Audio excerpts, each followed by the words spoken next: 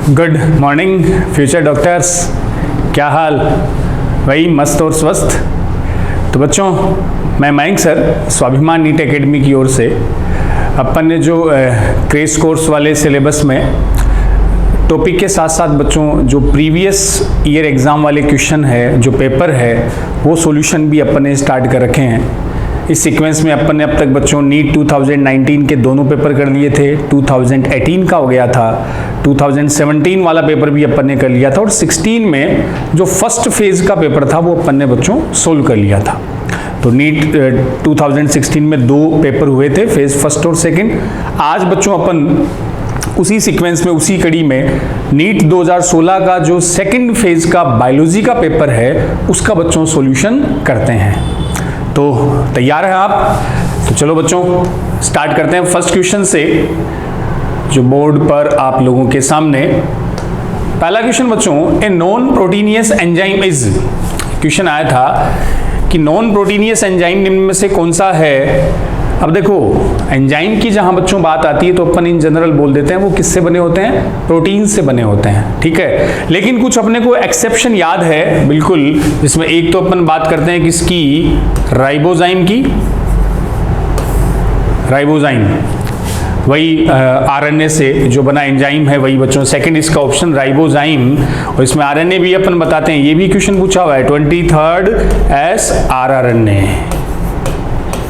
ध्यान है ना, जो राइबोसोम की लार्ज यूनिट में होता है बैक्टीरिया प्रोकैरियोट्स में, जो पेप्टाइड बॉन्ड बनाने की प्रोसेस को स्टिमुलेट कैटेलाइज करता है। तो राइबोजाइम एक ऐसा एंजाइम है जो आरएनए मेडिएटेड होता है बच्चों, इसलिए ये प्रोटीन से बना हुआ एंजाइम नहीं है। तो इसका आंसर कौन सा आ गया, सेकंड। ये क्वेश्चन आगे भी इसी एग्जाम में आपको आगे भी मिल जाएगा पूछा हुआ। तो इसमें अपना आंसर राइबोजाइम, क्लियर है। देन अपन बच्चों सेकंड पे आते हैं, question number second, select the mismatch. ये अपना मिसमैच वाला सेल बायो से कनेक्टेड अपन इसको कर सकते हैं कि जो गलत मैचिंग है उसको अपने को ढूंढना है। पहला ऑप्शन बच्चों, गैस वैक्यूल ग्रीन बैक्टीरिया। हरे जीवाणुओं में वैक्यूल्स प्रेजेंट होती है, गैस वैक्यूल्स, हवा भरी हुई जो रिक्तिकाएं हैं वो पाई जाती है, सही है ये तो। Large central vacuoles animal cell, ये लो बच्चों सीधा सही है। प्लांट एनिमल सेल में जब अपन डिफरेंस करते हैं वहां बताते हैं ना कि एनिमल सेल में वैक्यूल या तो होती नहीं या तो पुअरली डेवलप होती है, अत्यंत अल्प विकसित होती है। तो ये जो लार्ज वैक्यूल है ये फीचर है प्लांट सेल का, तो ये एनिमल में क्या रहती है, एब्सेंट। तो मिसमैच में आंसर कौन सा हुआ, सेकंड। अगला भी देख लो, प्रोटिस्टा यूकैरियोट्स। तो बिल्कुल प्रोटिस्ट यूकैरियोट होते हैं भाई। 5 किंगडम कंसेप्ट जो अपन पढ़ते हैं बच्चों, उसमें पहला जो मोनेरा है वो प्रोकैरियोट्स है।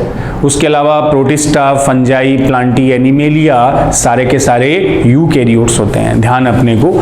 मैथेनोजन भी प्रोकैरियोट, ये मैथेनोजन बैक्टीरिया बहुत बार ये पूछे गए हैं, वो मिथेन वाले गोबर गैस बनाने में, और एक वो रूमिनेंट्स जो होते हैं उनकी स्टमक में, रूमिनेंट्स हो गए ना जुगाली करने वाले, उनके आमाशय में प्रेजेंट होते हैं। आमाशय का एक पार्ट होता है रूमेन, वहां प्रेजेंट होते हैं मैथेनोजन बैक्टीरिया।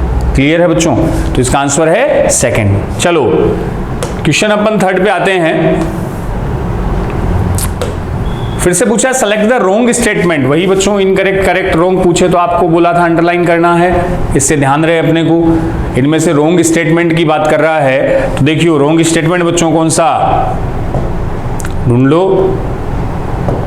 अब रोंग में पहला कह रहा है bacterial cell wall is made up of peptidoglycan, कि बैक्टीरिया की जो सेल वॉल है वो पेप्टाइडोग्लाइकेन से बनी है, सही है। पेप्टाइडोग्लाइकेन तो होता है बैक्टीरिया की सेल वॉल में, ये वही बच्चों पेप्टाइडोग्लाइकेन है। इसको आप ऐसे भी ध्यान रख लेना कि अपने सलाइवा में एक एंजाइम होता है बच्चों, कौन सा, लाइसोजाइम। लार में होता है ना लाइसोजाइम, एंटी बैक्टीरियल हम बोलते हैं। ये लाइसोजाइम बच्चों जो एंजाइम है, यही एंजाइम इस पेप्टाइडोग्लाइकेन को डाइजेस्ट करता है। जो बैक्टीरिया की सेल वॉल में पेप्टाइडोग्लाइकेन है उसे डाइजेस्ट कौन कर रहा है, लाइसोजाइम, इसलिए इसको एंटी बैक्टीरियल भी बोलते हैं। ठीक, तो सही है स्टेटमेंट ये तो। Pili and fimbriae are mainly involve in motility of bacterial cell. क्या कह रहा है कि रोम और झालर जीवाणु कोशिकाओं को गतिशीलता प्रदान करते हैं। बच्चों गलत हो गया, देखो जो पिलाई है ये अपने को पता है बैक्टीरिया में पिलाई का फंक्शन, वो कॉन्जुगेशन ट्यूब बनाती है। पिलाई का तो रोल किसमें है? कॉन्जुगेशन ट्यूब बनाने में। कॉन्जुगेशन ट्यूब बनाने में पिलाई का रोल होता है। इसी में बच्चों थोड़ा कलर अपन इसमें ये ले लेते हैं। तो कॉन्जुगेशन ट्यूब बनाने में, conjugation part of sexual reproduction बोल सकते हैं ना, हालांकि ट्रू सेक्सुअल रिप्रोडक्शन तो कंसीडर इसको नहीं करते, तो वहां कॉन्जुगेशन ट्यूब पिलाई से बनती है। और जो ये फिम्ब्री है, फिम्ब्री का बच्चों अटैचमेंट में, बेस आधार से अटैचमेंट में जुड़ने में सहायक होती है फिम्ब्री। ये दोनों ही मोटिलिटी में या गतिशीलता में सहायक नहीं होती। मोटिलिटी की अगर बात आए बैक्टीरिया में तो बच्चों वो फ्लैजिला कुछ बैक्टीरिया में होते हैं जो मोटिलिटी में हेल्पफुल होते हैं। तो सेकंड स्टेटमेंट गलत हो गया। पिलाई का तो रोल क्या बनाने में? कॉन्जुगेशन ट्यूब, और fimbriae for attachment, base attachment में हेल्पफुल होती है। तो मिसमैच पूछा तो आंसर हो गया सेकंड। थर्ड देख लो, साइनोबैक्टीरिया लैक फ्लैजिलेटेड सेल, ठीक है, साइनोबैक्टीरिया में कसाबी कोशिकाएं नहीं होती, पता है फीचर है इसका। और mycoplasma is a wireless micro organism, ये भित्ति रहित सूक्ष्म जीव माइक्रोप्लाज्मा होते हैं, ये भी बच्चों करेक्ट है। तो आंसर अपना आ गया सेकंड, जो इसमें मिसमैच है, गलत दे रखा है। अगले क्वेश्चन पर बढ़ते हैं अपन। क्वेश्चन फोर्थ बच्चों, इसको भी सेल बायो से अपन कनेक्ट कर लें कि cell organelle contain hydrolytic enzyme. सीधा ही क्वेश्चन है, कौन से ऑर्गेनल में हाइड्रोलाइटिक जल अपघटनीय एंजाइम होते हैं? तो सीधा सा अपने दिमाग में बच्चों क्या आता है? लाइसोसोम, जिसे अपन सुसाइडल बैग, आत्मघाती थैलियां भी बोलते हैं। तो लाइसोसोम आंसर फर्स्ट हुआ। और लाइसोसोम में बच्चों जो हाइड्रोलाइटिक एंजाइम होते हैं, जल अपघटनीय एंजाइम, एसिडिक मीडियम में एक्टिव होते हैं वो। जैसे कुछ एग्जांपल ले दूं मैं, इसमें प्रोटीएज होता है, इसमें बच्चों न्यूक्लियेज मिलते हैं, ग्लाइकोसाइडेज एंजाइम भी होते हैं, लाइपेज की भी कुछ कैटेगरीज मिलती है। अब प्रोटीएज में जैसे वो कैथेप्सिन प्रेजेंट होता है।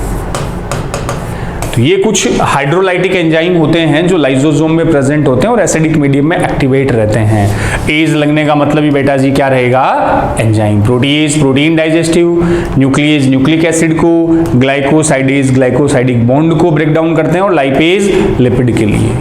क्लियर? सीधा क्वेश्चन, आंसर इसका फर्स्ट। चलो बच्चों अगले क्वेश्चन पे चलते हैं, फिफ्थ।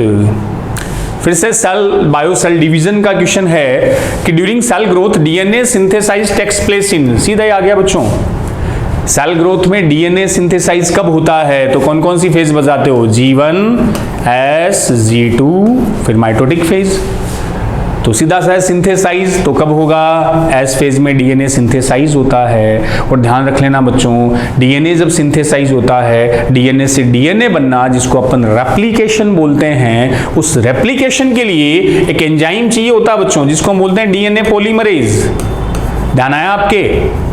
रेप्लिकेशन में जो मेन एंजाइम यूज हो रहा है वो डीएनए पॉलीमरेज। पॉलीमरेज जो है ये एंजाइम बन जाता है जीवन में, एंजाइम आ जाएगा जीवन में।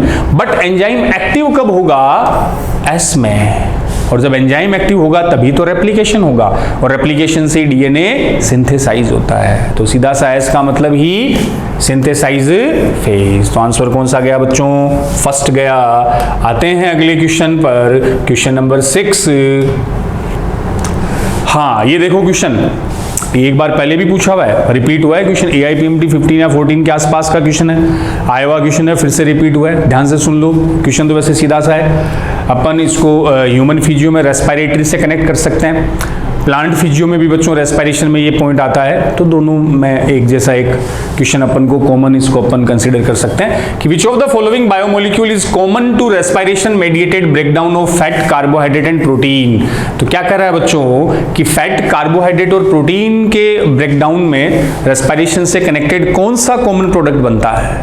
तो जैसे अपन नॉर्मली कार्बोहाइड्रेट की बात करते हैं, ग्लूकोज हम लेते हैं, ठीक है। ग्लूकोज से बच्चों क्या बनता है? Pyruvic acid. एक ग्लूकोज से वही 2 पायरुविक एसिड, ग्लाइकोलाइसिस आप बोलते हो।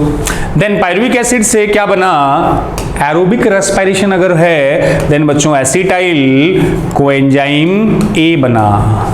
ध्यान अपने को लिंक रिएक्शन जिसको बोलते हैं। Then acetyl coenzyme A start करता है क्रेब्स साइकिल, जिससे CO2 H2 ATP प्रोड्यूस होते हैं। ये तो वो था। तो ग्लूकोज से पायरुविक एसिड, ये ग्लाइकोलाइसिस हो गया जो साइटोसोल में चलेगा। पायरुविक एसिड से आगे वाली ये पूरी प्रोसेस माइटोकॉन्ड्रिया में, एरोबिक रेस्पिरेशन में। अब चाहे अपना रेस्पिरेटरी सबस्ट्रेट ग्लूकोज हो, कार्बोहाइड्रेट हो, प्रोटीन हो या फैट हो, कोई भी हो, वो चाहे प्रोटीन हो या फैट हो, इन सब में बच्चों एक इंटरमीडिएट कॉमन प्रोडक्ट क्या बनता है, एसिटाइल कोएंजाइम ए। वही माइटोकॉन्ड्रिया में फिर क्या स्टार्ट करता है, क्रेब्स साइकिल। इसका इनिशिएशन प्रोडक्ट होता है एसिटाइल कोएंजाइम ए। एसिटाइल कोएंजाइम ए, देखो इसमें कार्बन बच्चों कितने होते हैं, 2 कार्बन। ग्लूकोज में कार्बन कितने, 6। पायरुविक एसिड में कार्बन 3। ध्यान आपको, इसीलिए एक ग्लूकोज से पायरुविक एसिड कितने बने, 2 बने। और पायरुविक एसिड से बच्चों जब एसिटाइल कोएंजाइम ए बनता है तो पायरुविक एसिड में कार्बन 3, एसिटाइल कोएंजाइम में कार्बन 2। एक जो कार्बन है वो CO2 के फॉर्म में बाहर आ जाता है। क्लियर? तो आंसर आ गया इसका एसिटाइल कोएंजाइम ए 4th। क्लियर है फ्यूचर डॉक्टर्स? चलो फिर आगे क्वेश्चन 7 पे आए। रिप्रोडक्शन से रिलेटेड सीधा क्वेश्चन कि which one of the following generate new genetic combination leading to variation. Variation किसकी वजह से आती है, विभिन्नताएं क्यों आती है बच्चों? तो देखो अपन 2 टाइप की रिप्रोडक्शन की बात करते हैं, एसेक्सुअल एंड सेक्सुअल रिप्रोडक्शन। और अपने को बच्चों ये भी पता है कि sexual reproduction is better than asexual, best होता है कंपेयर टू एसेक्सुअल। और उसका मेन रीजन हम ये देते हैं कि सेक्सुअल रिप्रोडक्शन से, लैंगिक जनन से संततियों में क्या आती है बच्चों, वेरिएशन आती है। तो जो प्रोजेनी है वो ऑफस्प्रिंग, उनमें क्या आई, वेरिएशन आई, विभिन्नताएं आई। किससे आई, सेक्सुअल रिप्रोडक्शन से। बट एसेक्सुअल रिप्रोडक्शन से वेरिएशन नहीं आती। क्यों? अब देख लो बच्चों, एसेक्सुअल रिप्रोडक्शन में जो पेरेंट है, हम बोलते हैं ना यूनिपेरेंटल होता है, एक जनक ही है। तो इससे जो प्रोजेनी बनी वो तो बिल्कुल पेरेंट के जैसी होगी तो कोई नया कैरेक्टर नहीं आएगा। But in case of sexual reproduction वहां क्या होता है कि 2 बाई पेरेंटल है तो बच्चों दोनों का कॉम्बिनेशन होगा तो जो प्रोजेनी है उसमें क्या आएगी, वेरिएशन आएगी, विभिन्नताएं आएगी। अरे ऐसे बोलते हैं ना अपन कि भाई जो संतानें हैं क्या जनकों के बिल्कुल एक जैसी होती है, माँ बापू जैसी होती है क्या, सेम टू सेम नहीं होती ना बच्चों, कुछ डिफरेंसेस होते हैं। वो डिफरेंसेस ही एक्चुअल में क्या कहलाते हैं, वेरिएशन। तो सीधा सा देख लो कि वेरिएशन कब आएगी, वेजिटेटिव रिप्रोडक्शन गलत, एसेक्सुअल में आता है। पार्थेनोजेनेसिस, अनिषेक जनन को भी अपन एसेक्सुअल बोल लेते हैं क्योंकि उसमें एक ही पेरेंट ओवम से सीधा एम्ब्रियो बनता है। सेक्सुअल रिप्रोडक्शन 3rd आ गया, ये अपना ऑप्शन सेक्सुअल। और इसमें भी कब, ध्यान रख लियो बच्चों, ड्यूरिंग क्रॉसिंग ओवर, जीन विनिमय जब होगा, जीनों का जब एक्सचेंज होगा तब क्या आएगी, वेरिएशन। क्लियर? चलो फिर बच्चों का भी ध्यान रख लेना, ड्यूरिंग क्रॉसिंग ओवर में एक्सचेंज ऑफ जीन। ठीक है, क्लियर है? आंसर गया 3rd, सेक्सुअल रिप्रोडक्शन। चलो बच्चों अगले क्वेश्चन पर बढ़ते हैं, क्वेश्चन नंबर 8। ये आपके मोल बायो का क्वेश्चन आ गया। कहता भी हूं आपको मैं कि जेनेटिक्स और मोल बायो से लगभग हर साल आपको एक साइंटिस्ट ओरिएंटेड क्वेश्चन मिल जाएगा। और इन साइंटिस्ट के नेम पर अपन ने एक वीडियो भी बच्चों अपलोड कर रखा है, वो आपने देख लिया होगा। उसमें 5th-6th चैप्टर के लगभग सारे साइंटिस्ट अपन ने इंक्लूड कर दिए हैं। क्या पूछा आपसे, Taylor conducted the experiment. Taylor नाम आते ही समझ जाना, वो डीएनए जो रेप्लिकेशन बताया था ना, सेमी कंजर्वेटिव मेथड, अर्ध संरक्षी विधि से होता है। इसमें पहला एक्सपेरिमेंट तो मिचेल्सन और स्टोल वाला था। ठीक है बच्चों, एक अपने एनसीईआरटी में लाइन दे रखी थी, टेलर ने भी एक्सपेरिमेंट किया था, किस पर, विशिया रोजिया पर नहीं, विशिया फाबा पर। वही विशिया फाबा बच्चों जिसको फाबा बीन्स भी कहा जाता है, इस पर एक्सपेरिमेंट किया था और बताया था क्या, वही कि क्रोमोसोम में भी जब रेप्लिकेशन होता है डीएनए में तो वो भी सेमी कंजर्वेटिव मेथड से होता है। क्लियर? तो टेलर का एक्सपेरिमेंट विशिया फाबा पर। मोल बायो का बिल्कुल एनसीईआरटी से आया हुआ क्वेश्चन। चलें बच्चों, अब ड्रोसोफिला मेलेनोग्लोस्टर, ये तो वो है जिस पर मॉर्गन के एक्सपेरिमेंट थे ना, टीएच मॉर्गन ने बच्चों किस पर किया था, फ्रूट फ्लाई, फल मक्खी, जिसको अपन बोलते हैं ड्रोसोफिला। अगला क्वेश्चन आपका वेट कर रहा है, question number 9। The mechanism that causes a gene to move from one linkage group to another is called, ये म्यूटेशन से बच्चों क्वेश्चन है, और म्यूटेशन वाला पॉइंट आपको जेनेटिक्स में दिया हुआ है, और परिवर्तन से। तो जब बच्चों अपन म्यूटेशन पढ़ते हैं ना, तो वहां देखो दो टाइप के म्यूटेशन दे रखे हैं, जीन म्यूटेशन और क्रोमोसोमल म्यूटेशन। जीन में अगर चेंज आया तो वो तो जीन म्यूटेशन हो गया। क्रोमोसोम की स्ट्रक्चर और उनकी नंबर अगर बच्चों बदलती है तो उसको क्रोमोसोमल म्यूटेशन बोल देते हैं, ठीक। अब स्ट्रक्चर जो होती है क्रोमोसोम में वो 4 टाइप से चेंज होती है, ऐसी बता देता हूं। जैसे एक डिलीशन वर्ड आता है, डिलीशन में तो बच्चों विलोपन, उसमें तो क्रोमोसोम का कोई पार्ट टूटकर हट जाता है, डिलीट हो जाता है, अलग हो जाता है। एक आता है इन्वर्जन, प्रतिपन। इन्वर्जन नाम से ही बच्चों, टूटेगा, टूटकर वापस वहीं जुड़ेगा, बट रिवर्स, उल्टा जुड़ेगा, उसको इन्वर्जन बोल देते हैं। एक हम बात करते हैं ट्रांसलोकेशन की। अब देखो ट्रांसलोकेशन क्या है, एक इंपॉर्टेंट वर्ड है बच्चों। ट्रांसलोकेशन और क्रॉसिंग ओवर दोनों ही बता देता हूं मैं। पहले आप क्रॉसिंग ओवर समझते हो, जीन विनिमय, अभी बता रहे थे अपन।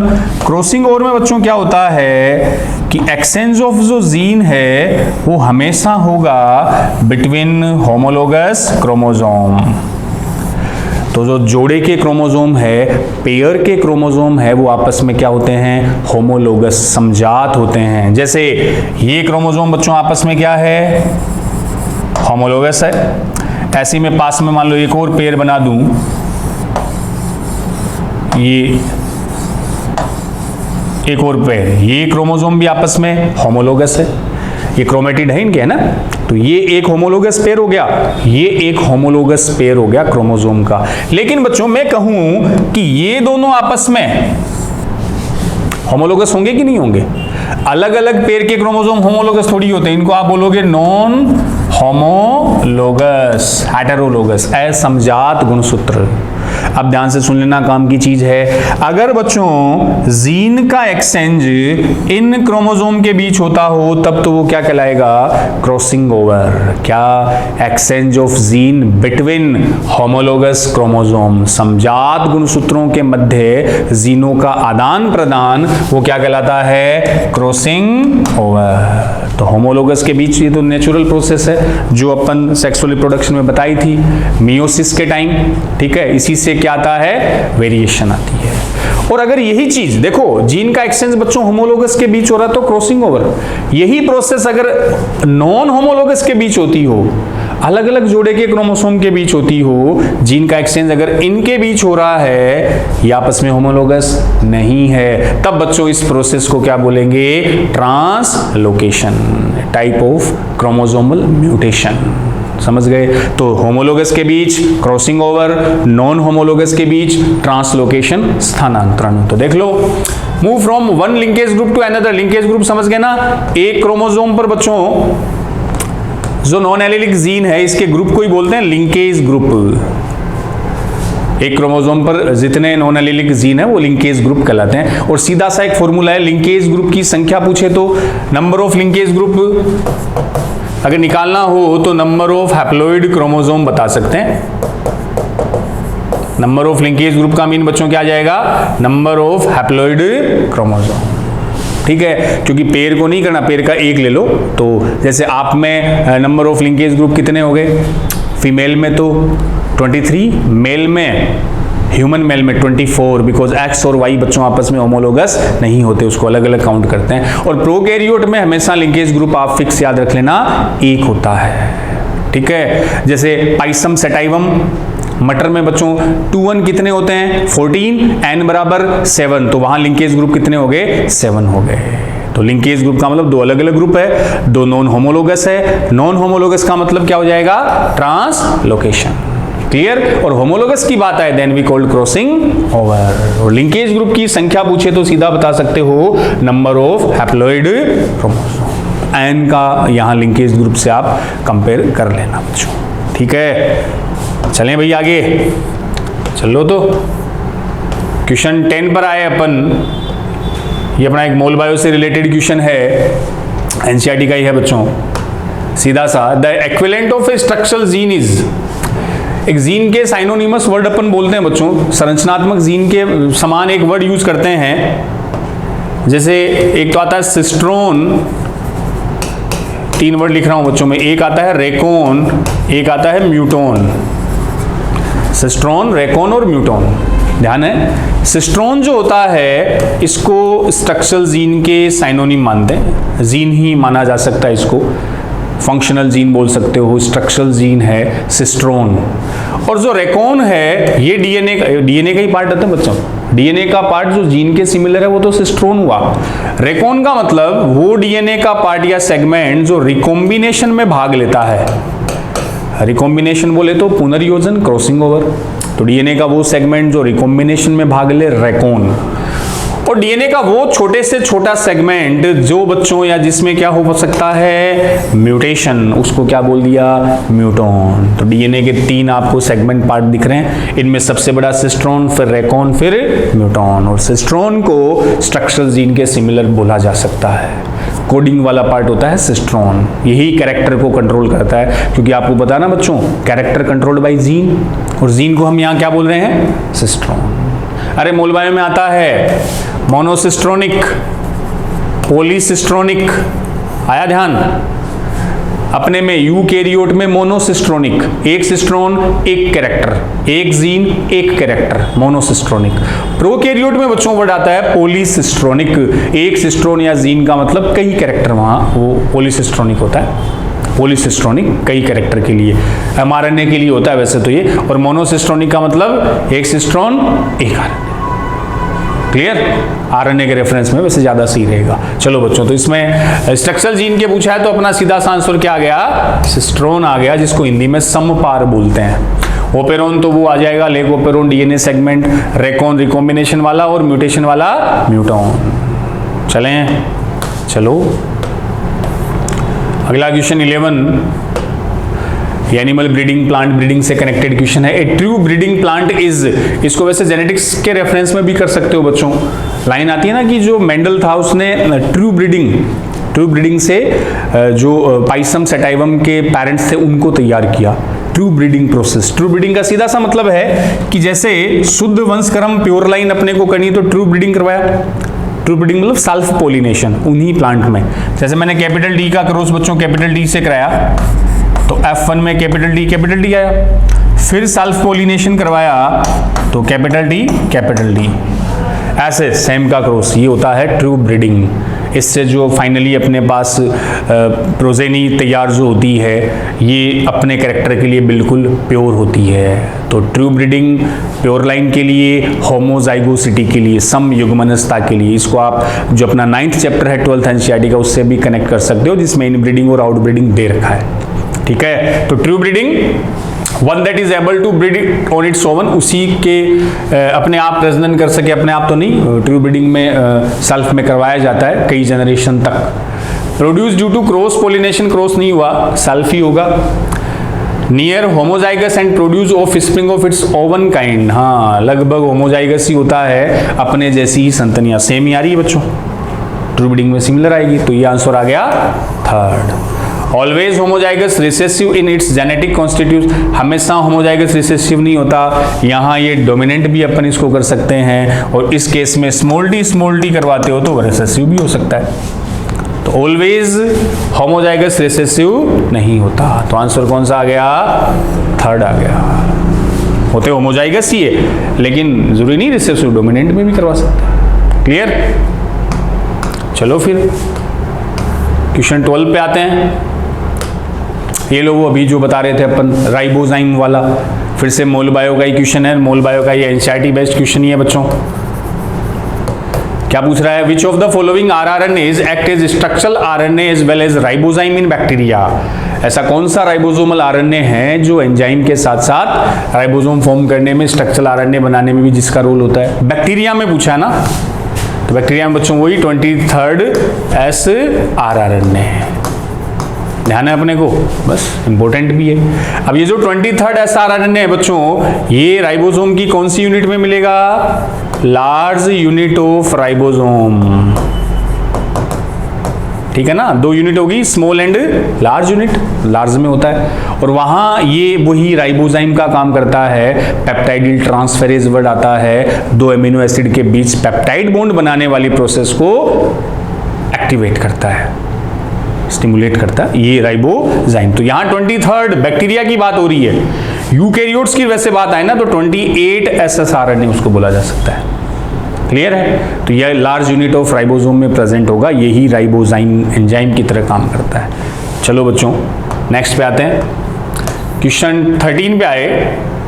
बायोटेक्नोलॉजी का एनसीईआरटी का ही क्वेश्चन है, बायोटेक्नोलॉजी का 11th चैप्टर का लास्ट जो पेज है उस पर वो जो प्रोसेस दे रखी ना बायोरिएक्टर वाली, कि जो अपना डिजायर्ड प्रोडक्ट है बच्चों उसको बड़े लेवल पर अगर अपने को तैयार करना है तो क्या यूज किए जाते हैं, बायोरिएक्टर। अब बायोरिएक्टर में वो स्टिर्ड विलोडित बायोरिएक्टर दे रखा है, ऐसा से 2 डायग्राम दे रखे हैं बच्चों, रॉ मटेरियल उसमें मिला दिया, फिर उसको मिक्स करते हैं, कंडीशन उसकी ऑप्टिमम रखी जाती है। तो ये क्या पूछ रहा है आपसे, stirred tank bioreactor have been designed for, विलोडित टैंक जैव रिएक्टर किसके लिए तैयार किए जाते हैं, प्योरिफिकेशन ऑफ प्रोडक्ट, प्योरिफिकेशन तो प्रोडक्ट बनने के बाद किया जाता है जिसे अपन डाउन स्ट्रीम प्रोसेसिंग बोलते हैं, ठीक है। Addition of preservative to the product, वो भी बाद में परिरक्षक और प्रोडक्ट बनने के बाद लास्ट प्रोसेस में होता है ना, अनुप्रवाह संसाधन में होता है, ये भी नहीं बच्चों। Availability of oxygen through out the process, इस पूरी प्रोसेस के दौरान किसको सुचारू रूप से लाने के लिए, ऑक्सीजन। तो यही हो गया सारी प्रक्रिया के दौरान ऑक्सीजन की प्राप्यता को बनाए रखने के लिए अपन स्टिर्ड बायोरिएक्टर यूज किए जाते हैं, ठीक है। दे रखा है एनसीईआरटी में, वो अलग अलग उसकी प्रॉपर्टी दे रखी है, टेम्परेचर कंट्रोल, पीएच कंट्रोल, वो सारे इसी में आता है बच्चों। चलो क्वेश्चन 14, ये भी अपना बायोटेक का क्वेश्चन है,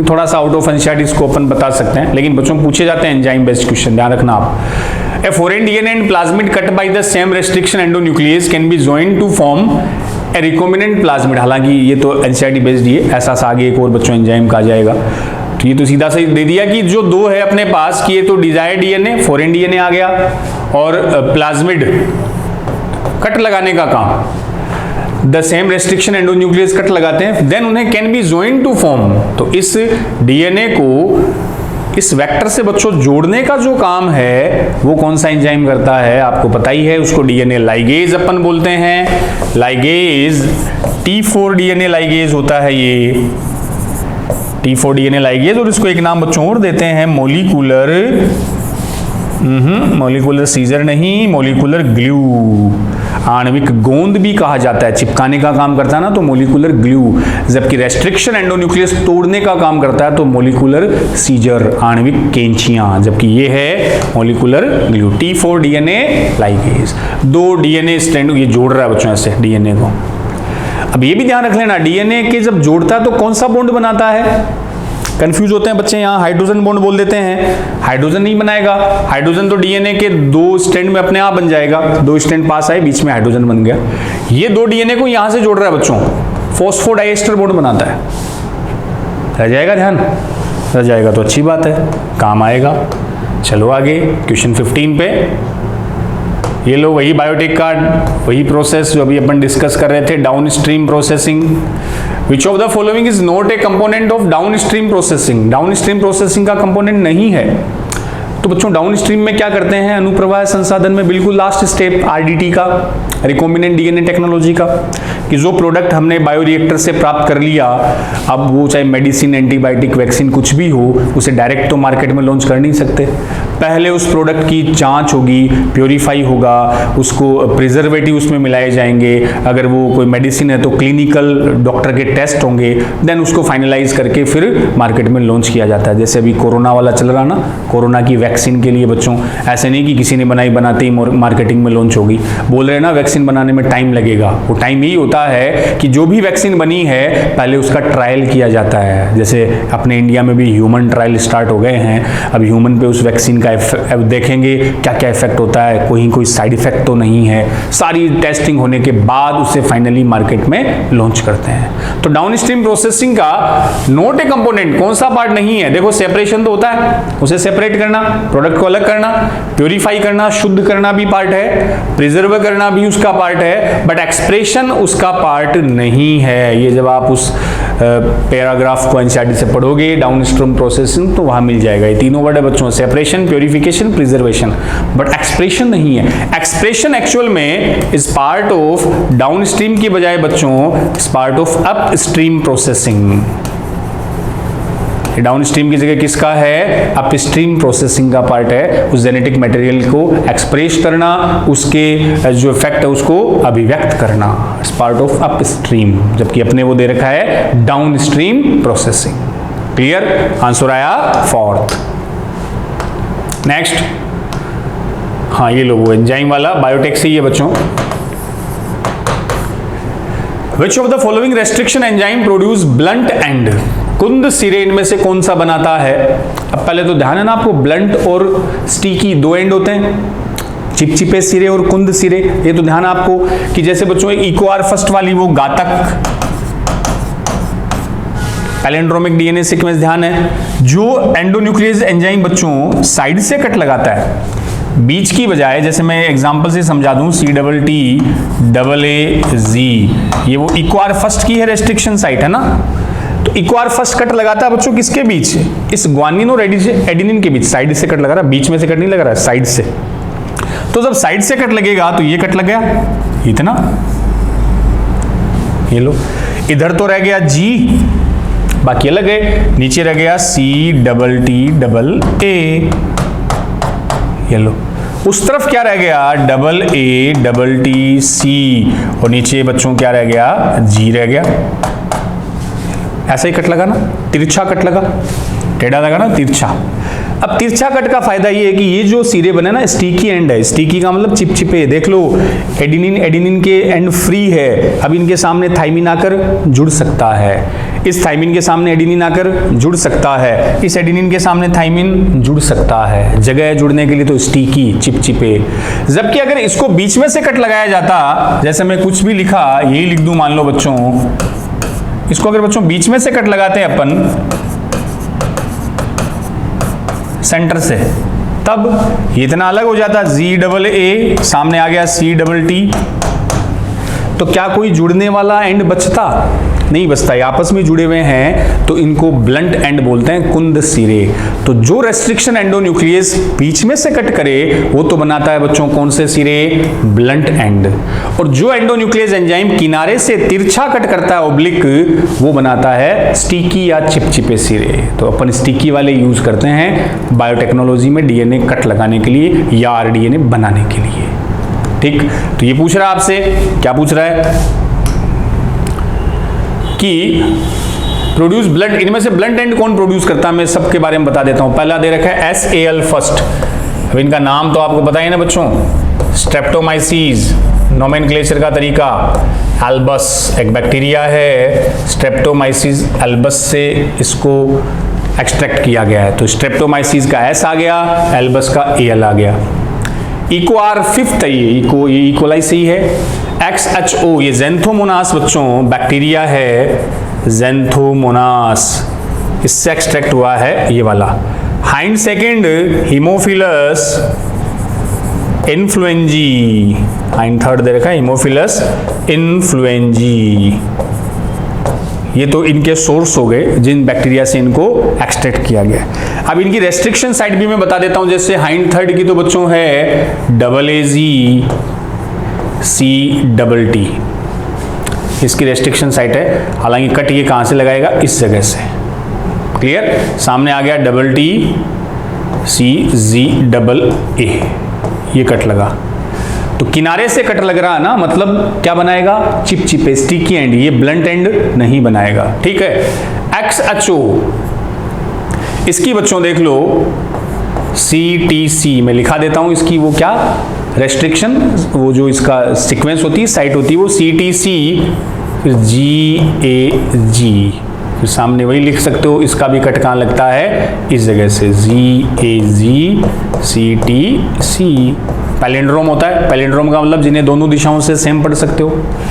इक्वार फर्स्ट जो है, इक्वार फिफ्थ बच्चों सॉरी, इसका ZATATC, सामने आ गया CTATAZ, और ये कट लगाता है बीच में से, ये लो। और जब बीच में से कट लगता है तो कैसे सिरे बनेंगे? ब्लंट एंड, कुंदित सिरे। तो इकोआर्फस इसका आंसर आएगा, क्योंकि इकोआर्फस से बच्चों सेंटर में कट लगता है जिससे ब्लंट एंड बनते हैं। बाकी सारे कट कहां लगा रहे हैं? किनारे पे, ऑब्लिक पे।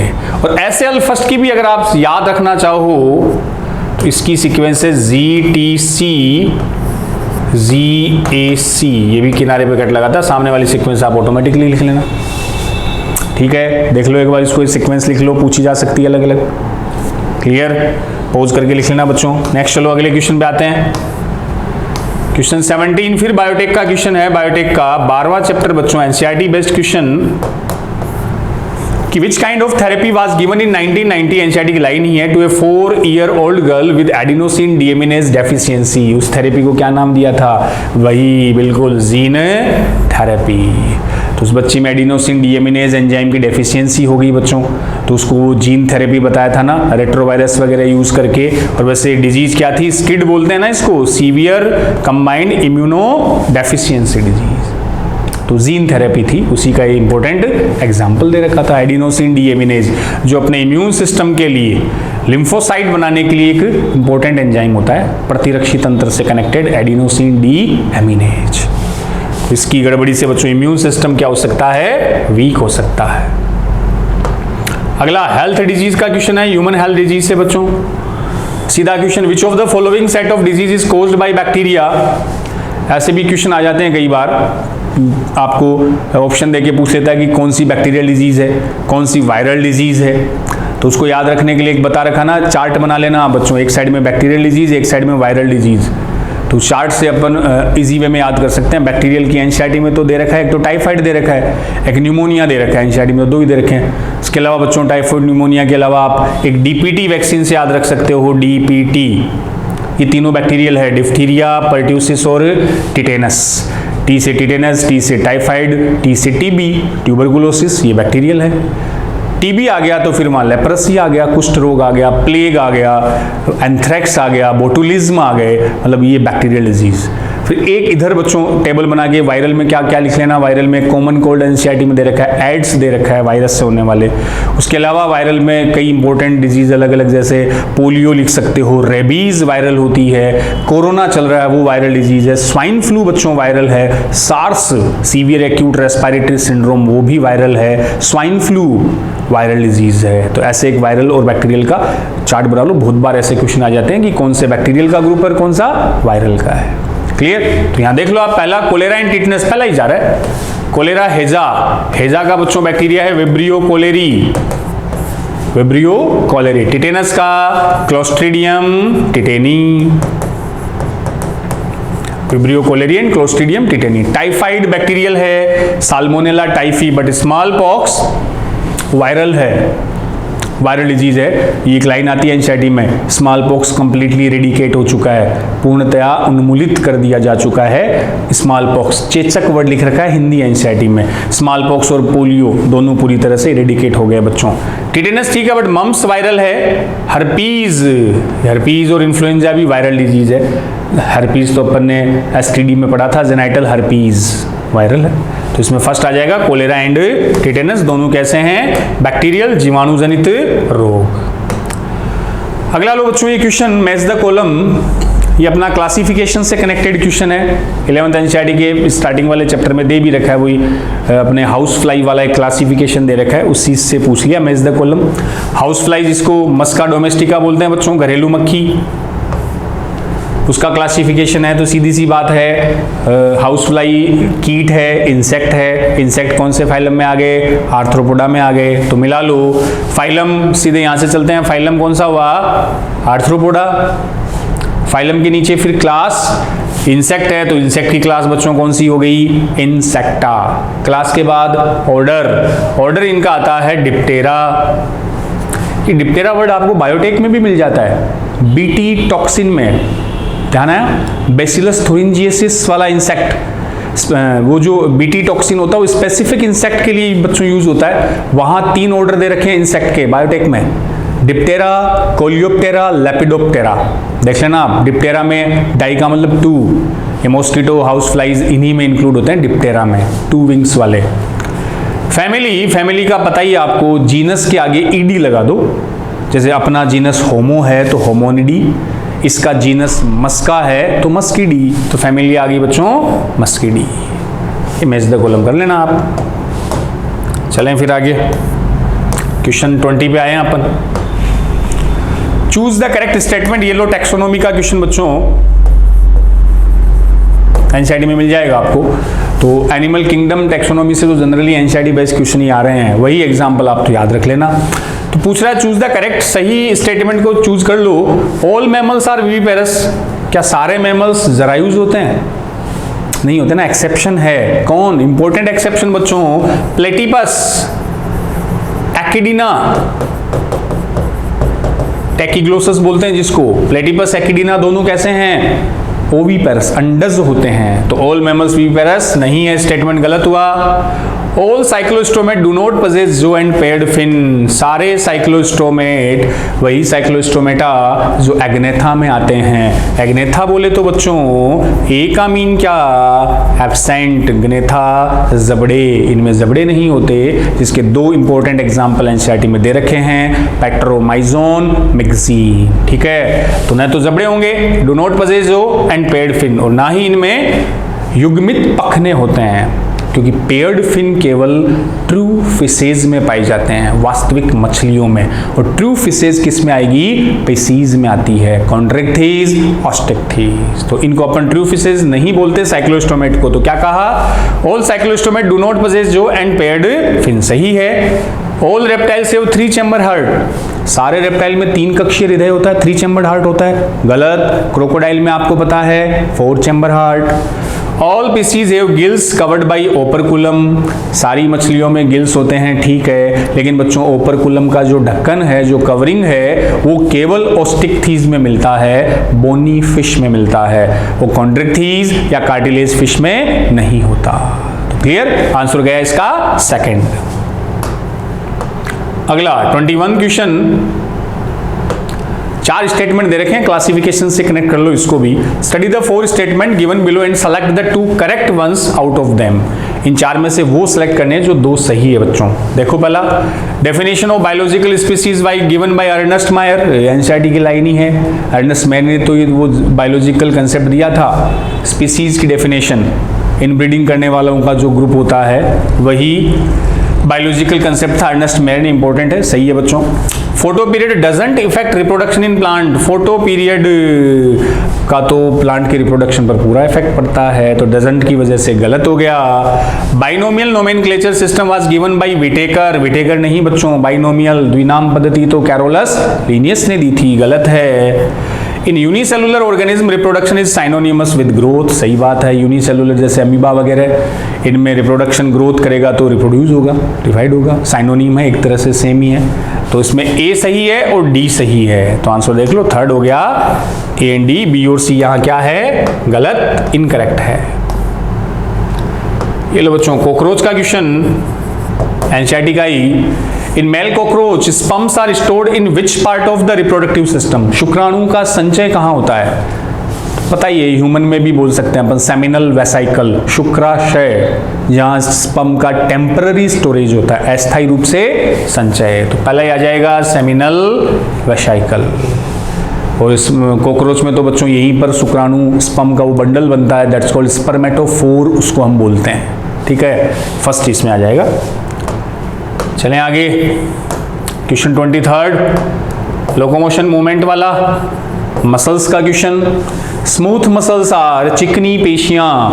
तो बच्चों वॉलंटरी इनवॉलंटरी बोलते हैं अपन। स्मूथ मसल्स कैसी होती है? इनवॉलंटरी, ऐसी स्ट्रक्चर होती है ना। डायग्राम भी पूछा हुआ है, ये आपको मिलेगा 11th एनसीईआरटी के 7th टिश्यू वाले चैप्टर में डायग्राम दे रखे हैं। अगर ऐसी मसल्स दे रखी है, सिलिंड्रिकल शेप्ड है, तो बच्चों उसमें ऐसे लाइंस है, धारियां है, या ऐसी फ्यूजीफॉर्म है, या एक मसल ऐसी ब्रांच दिखा दी, डायग्राम से आप बता सकते हो। तो सिलिंड्रिकल मसल्स है तो वॉलंटरी स्ट्रेटेड मसल्स है।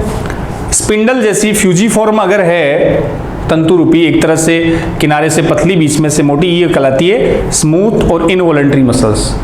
और जिन मसल्स में बच्चों ब्रांच निकली हुई है, शाखाएं निकली हुई है, वो कौन सी होगी? Cardiac muscles. अपने हार्ट में कौन सी है? कार्डियक। तो कार्डियक मसल ही ब्रांच्ड होती है, बाकी में ब्रांच नहीं मिलेगी, ठीक है। ये स्मूथ चिकनी पेशियों की बात करें तो इनवॉलंटरी है, ठीक है, फ्यूजीफॉर्म है, नॉन स्ट्रेटेड है, अरेखित, इनमें धारियां नहीं होती। तो पहले आंसर आ गया।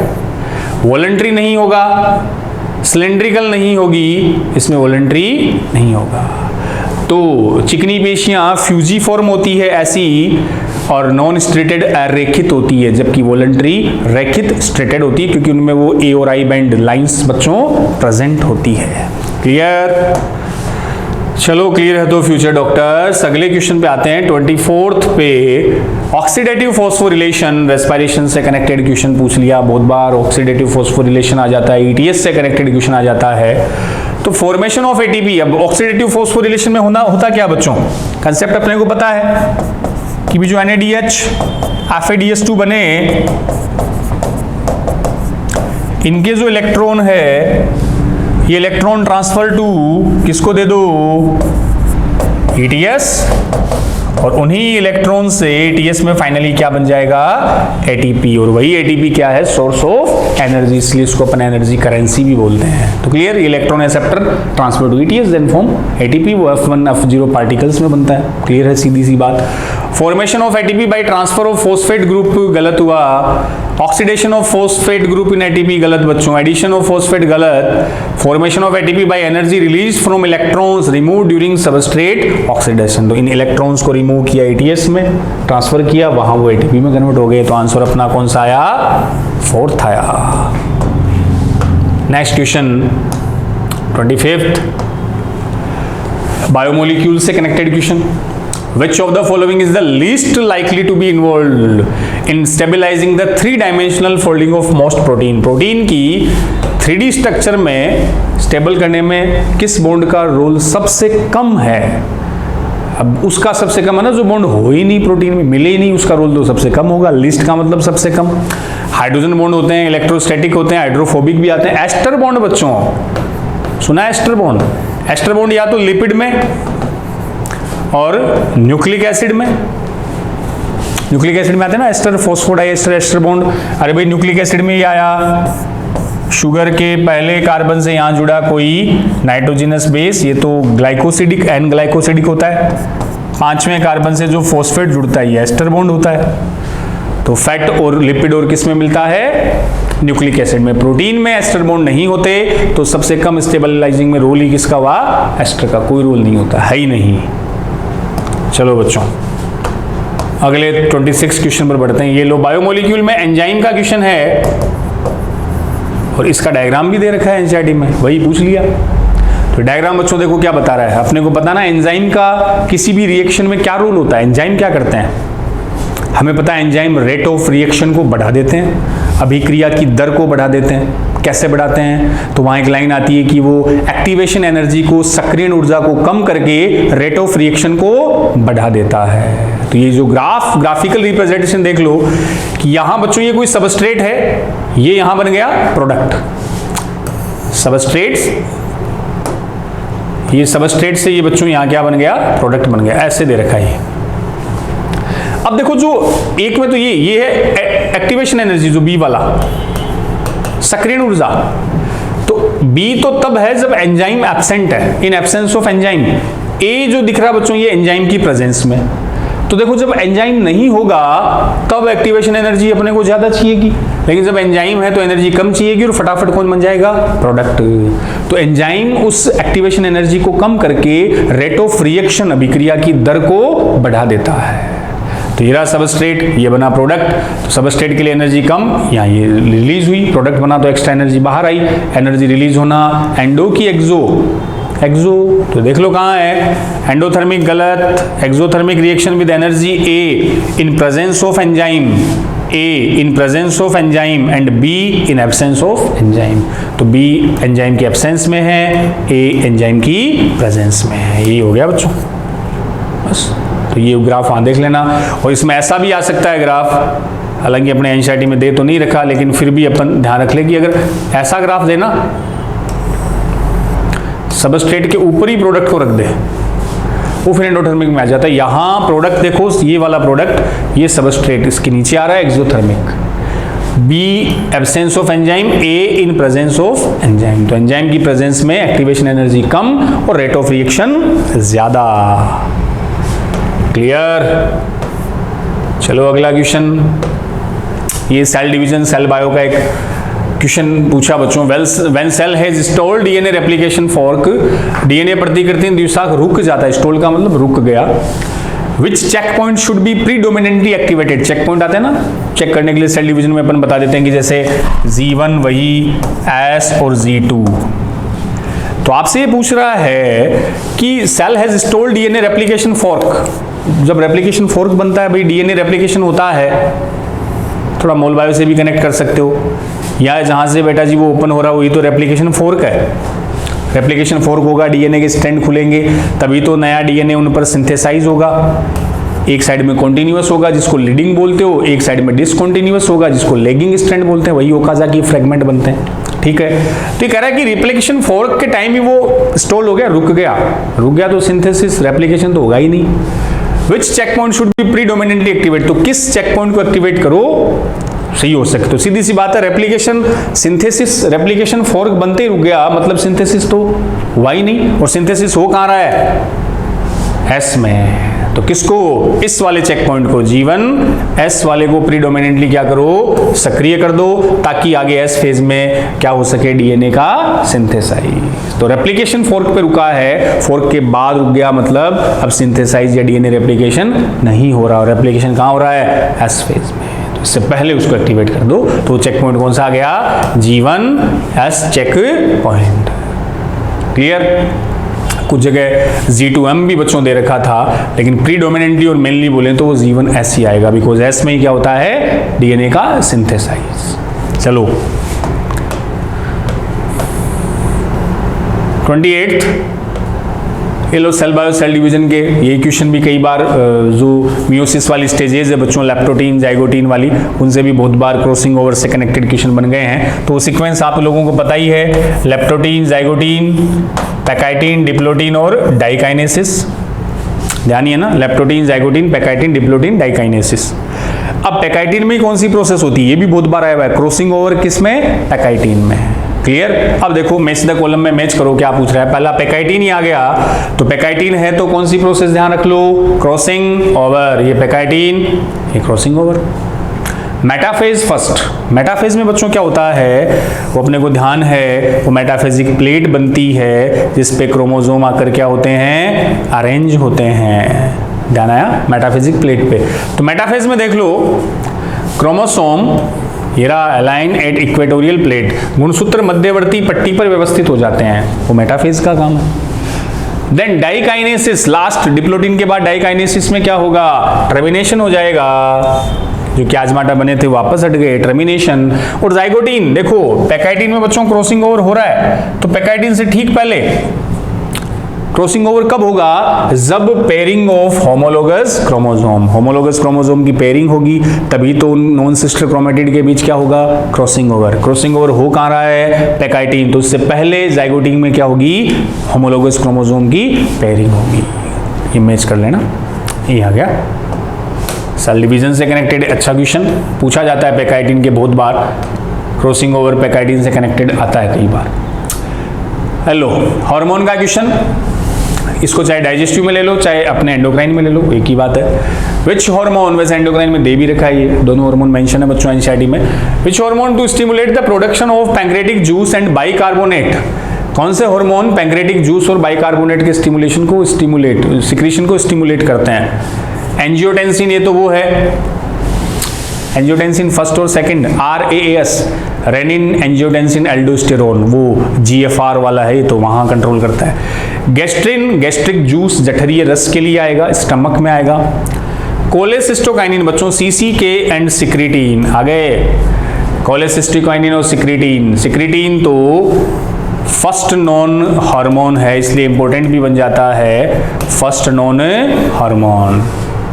इंटेस्टाइन से आता है, स्मॉल इंटेस्टाइन से, और यही हार्मोन ड्यूडिनम से आएगा, पेंक्रियाज के पास जाएगा, और बच्चों वहां से क्या रिलीज करवाएगा? पेंक्रियाज से वाटर एंड बाइकार्बोनेट। तो पहला ज्ञात हार्मोन सेक्रेटिन। और सीसीके कोलेसिस्टोकाइनिन, इसके दो काम है, ये पेंक्रियास के पास भी जाएगा, गॉल ब्लैडर के पास भी जाएगा। पेंक्रियास से पेंक्रेटिक जूस लाएगा और गॉल ब्लैडर से बाइल जूस को सिक्रीशन को स्टिमुलेट करता है। क्योंकि नाम देखो कोलेसिस्ट, कोलेसिस्ट अपन गॉल ब्लैडर के लिए यूज कर लेते हैं। कोलेसिस्टेक्टोमी, गॉल ब्लैडर को रिमूव करना, अगर ब्लैडर में स्टोन हो गई तो गॉल ब्लैडर पित्ताशय को हटा दिया, कोलेसिस्टेक्टोमी। टोमी लग गया तो सर्जिकल रिमूवल। क्लियर? तो आंसर क्या दे दो डॉक्टर? थर्ड दे दो। चलो क्वेश्चन 30 पे आए, रेस्पिरेटरी सिस्टम का question. The partial pressure of oxygen in the alveoli of the lungs is, अब देख लो बच्चों, एल्वियोलाई में O2 का पार्शियल प्रेशर कितना? 104 mmHg होता है। एल्वियोलाई में CO2 का पार्शियल प्रेशर 40 mmHg होता है। अब पूछ रहा है एल्वियोलाई में partial pressure equal to that in the blood, blood के बराबर होता है। अब ब्लड में प्योर इम्प्योर तो दिया नहीं, प्योर ब्लड में तो 95 होता है, इम्प्योर ब्लड में 40 होता है, तो बराबर नहीं है, गलत है। More than that in the blood, blood से ज्यादा होगा, ठीक है, ज्यादा ही होगा, क्योंकि यहाँ कितना है 104, तो ये प्योर ब्लड से भी ज्यादा होगा और इम्प्योर से भी ज्यादा होगा, क्योंकि केवल ब्लड दिया ना बच्चों, सेकंड कर दो। Less than that in the blood, blood की तुलना कम होगा, गलत। Less than that of the carbon dioxide, carbon dioxide से कम होता है, कार्बन डाइऑक्साइड का तो 40 है, इसका 104 है, तो ये भी गलत हो गया। आंसर क्या आ गया? सेकंड। क्लियर? अगला रिसेप्टर से कनेक्टेड क्वेश्चन है, रिसेप्टर आइज ईयर वाले, वैसे नर्वस सिस्टम में इसको इंक्लूड कर रखा ना बच्चों। चूज द करेक्ट स्टेटमेंट, सही स्टेटमेंट आपसे पूछ रहा है अगला। Nociceptor respond to changes in pressure, nociceptor ध्यान है क्या? नोजिसेप्टर और एलजेसी ये बच्चों पेन के रेफरेंस में यूज होते हैं, ना कि प्रेशर। नोजिसेप्टर और एलजेसी पेन के लिए, प्रेशर के लिए तो वो पेसिनियन होता है, ये प्रेशर के लिए काम आते, तो पहला तो गलत हो गया। Meissner corpuscles are thermo receptor, thermo Meissner अपनी स्किन में, मिजनर फॉर टच स्पर्शग्राही होते हैं, टेक्टो थिग्मो रिसेप्टर होते हैं, ना कि थर्मो। थर्मो टेम्परेचर के लिए तो वो आते हैं ना, ठंड के लिए तो अपन बोलते हैं फ्रिजिडो, और गर्मी के लिए बच्चों कैलोरी रिसेप्टर। तो मिजनर आता है टच स्पर्श के लिए, इसलिए गलत हो गया। Photoreceptor in the human eye are depolarized during darkness and become hyperpolarized in response to the light stimulation। वही है फोटोरिसेप्टर, या बच्चों कोई भी रिसेप्टर हो, जब भी आप नॉर्मल कंडीशन में चेंज लाओगे ना तो डीपोलराइज्ड और हाइपरपोलराइज्ड हो जाएगा। जैसे अगर अंधेरे से अपन लाइट में आते हैं तब भी डीपोलराइज्ड हो गया, लाइट से फिर डार्क में आते हो, जब भी सिचुएशन और कंडीशन चेंज होती है तो वो ऑटोमेटिकली एक्टिव, पोलराइज्ड से डीपोलराइज्ड हो जाएगा। तो photoreceptor in the human eye are depolarized during darkness and become hyperpolarized in response of the light stimulus। Excess light stimulus में वो हाइपरपोलराइज्ड, अति ध्रुवित भी हो जाता है। सही है ये। Receptor do not produce graded potential, graded potential तो करते ही हैं, विभव तो उत्पन्न करेंगे, जैसे ही अपन स्टिमुलेशन उद्दीपन देंगे तो पोटेंशियल जनरेट करते हैं। गलत हो गया, तो आंसर इसका आ गया third. 32 grave disease endocrine NCERT, पुरानी एनसीईआरटी में जो एनसीईआरटी कंप्लीट होने के बाद सप्लीमेंट्री मटेरियल है ना, वहां से क्वेश्चन आया है। नई एनसीईआरटी में तो वही बच्चों ऐड कर दिया। ग्रेव डिजीज, ग्रेव डिजीज किसकी वजह से? थायराइड, थायराइड का hyper secretion of thyroid gland, thyroxine के अतिस्रावण से ग्रेव डिजीज होती है। हाइपोसिक्रीशन से तो वो मिक्सोडिमा, क्रेटिनिज्म वो आती है बच्चों, आउटू वामनता वो सब। हाइपोसिक्रीशन ऑफ एड्रिनल ग्लैंड से आती है एडिशन डिजीज, और हाइपर सिक्रीशन ऑफ एड्रिनल से आती है वो कॉन्स डिजीज, कॉन्स बोलते हैं ना अपन, इसी से कुशिंग सिंड्रोम भी बता सकते हो, ये इसके हाइपर से। तो ग्रेव आती है hyper secretion of thyroid gland. Second बच्चों, अगला नेक्स्ट क्वेश्चन पे आते हैं अपन। 33rd, name the ion responsible for unmasking the of active site for myosin for cross bridge activity during muscle contraction. तो सीधा ही समझ लो, मसल कॉन्ट्रैक्शन में हेल्पफुल आयन कौन सा है? तो ध्यान है ना बच्चों की भाई कॉन्ट्रैक्शन तब होगा जब जो अपना एक्टिन है वो किससे जुड़ता है, मायोसिन से। और नॉर्मली बच्चों अपने को पता है एक्टिन को कवर किए हुए कौन होता है, ट्रोपोनिन और ट्रोपोमायोसिन। तो फिर ट्रोपोनिन पे वो कैल्शियम आएगा, जुड़ेगा, उसको हटा देगा, हटते ही जो एक्टिन के एक्टिव साइट है वो एक्सपोज हो गए और फिर वहां कौन जुड़ेगा, मायोसिन। तब एक्टिन मायोसिन कॉम्प्लेक्स और मसल में कॉन्ट्रैक्शन। तो सीधा सा मसल कॉन्ट्रैक्शन में हेल्पफुल आयन आए तो कैल्शियम। मसल कॉन्ट्रैक्शन पूछ ले, ब्लड क्लोटिंग भी पूछ ले तो उसमें भी हेल्पफुल आयन बच्चों कौन सा आ गया, कैल्शियम आ गया। ये अपना क्वेश्चन 34 पे आ जाओ। सर्कुलेटरी का ब्लड का क्वेश्चन है। Name the blood cells whose reduction in number can cause clotting disorder. बस क्लोटिंग में हेल्पफुल ब्लड सेल्स कौन सी, तो बच्चों अगर आपसे पूछे ट्रांसपोर्टेशन में तो आरबीसी, ऑक्सीजन ट्रांसपोर्ट, और एंटीबॉडी प्रोटेक्शन की बात आए तो डब्ल्यूबीसी, और ब्लड क्लोटिंग की बात आए तो प्लेटलेट, और प्लेटलेट का दूसरा नाम थ्रोम्बोसाइट। वही थ्रोम्बोसाइट या प्लेटलेट जिसकी डेफिशिएंसी से, कमी से बच्चों कौन, डेंगू में प्लेटलेट्स हाईली डिक्रीज हो जाते हैं, ध्यान है ना। चलो, name a peptide hormone which acts mainly on hepatocyte, adipocyte and enhance cellular glucose uptake. Hepatocyte तो कौन सी सेल हुई, लीवर की सेल, एडिपोसाइट फैट वाली सेल, एडिपोज टिश्यू की सेल पर, और enhance cellular glucose uptake and utilization. देख लो बच्चों, ऐसा हार्मोन बताओ जो क्या करे, ग्लूकोज अपटेक और यूटिलाइजेशन को बढ़ा दे। मतलब ग्लूकोज सेल्स के द्वारा ग्लूकोज के अपटेक को, ग्लूकोज के ग्रहण को बढ़ा दे। कहने का मतलब ग्लूकोज को कहां भेज दे, सेल में। तो बच्चों ब्लड में ग्लूकोज क्या हो जाएगा, कम, और ब्लड में ग्लूकोज कम करने वाला एक इंपॉर्टेंट हार्मोन है इंसुलिन। इंसुलिन जो ब्लड में ग्लूकोज को कम करता है, उस ग्लूकोज को कहां पहुंचा के, लीवर और डिफरेंट सेल्स में। इसीलिए इसको क्या बोलते हैं, हाइपोग्लाइसेमिक हार्मोन। हाइपो का मतलब कम करने वाला, हाइपोग्लाइसेमिक हार्मोन। तो पहले आ गया इंसुलिन। ग्लूकागोन तो ब्लड में ग्लूकोज को बढ़ाता है। क्लियर बच्चों, क्लियर है। तो चलो 36 पे आओ। Osteoporosis and age related disease, ये भी मिल जाएगा एनसीईआरटी में, लोकोमोशन मूवमेंट वाले चैप्टर में। ऑस्टियोपोरोसिस, बोन वीक हो जाती है बच्चों, स्केलेटल सिस्टम की डिजीज है, में अकर ड्यू टू किस हार्मोन से कनेक्टेड है, एस्ट्रोजन। तो एस्ट्रोजन का जब लेवल कम होगा, डिक्रीज लेवल ऑफ एस्ट्रोजन, तो बोन मास, बोन का द्रव्यमान कम हो जाएगा, हड्डियां कमजोर हो जाएगी और वो हल्के झटके से बच्चों में फ्रैक्चर हो सकता है। तो फीमेल में एज बढ़ने के साथ मोस्टली जब एस्ट्रोजन कम होता है तो बोन फ्रैक्चर होने के चांस बढ़ जाते हैं। ये चलो अगला क्वेश्चन आपका वेट कर रहा है 37 भी ब्लड का क्वेश्चन, सर्कुलेटरी का। Serum differ from blood. Serum देख लो, 2-4 वर्ड बच्चों लिखा देता हूं मैं, ब्लड, प्लाज्मा, लिम्फ, लसिका एंड सीरम। ध्यान रख लेना, ये ब्लड क्या है, ब्लड तो ब्लड में बच्चों प्लाज्मा के साथ फॉर्म्ड एलिमेंट, संगठित पदार्थ, सेल्स होती है, आरबीसी, डब्ल्यूबीसी, प्लेटलेट होता है। प्लाज्मा में क्या करो, ब्लड जो है इनमें से उन सेल्स को हटा दो, तो आरबीसी, डब्ल्यूबीसी, प्लेटलेट हट गई तो वो कलरलेस प्लाज्मा बच गया।